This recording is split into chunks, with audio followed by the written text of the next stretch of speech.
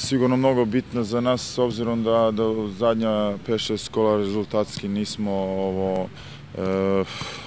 odradili onako kako smo očekivali i kako smo zamislili. Došli smo u situaciju da u zadnjem kolu, znači jesenjeg dela prvenstva, prinuđeni smo da idemo na pobedu, da pokušamo da ispravimo neke stvari koje rezultatski nisu išle onako kako treba. Normalno, pred nama se nalazi jedan ozbiljan, kvalitetan protivnik koji ovu sezonu stvarno započeo kvalitetno i odradio rezultatski savršeno.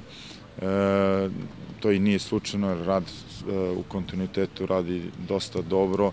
Organizovan klub koji ima jaku selektivnu moć i sigurno radeći tako oni su stvorili tim koji u ovom prvenstvu stvarno igra zapaženu ulogu.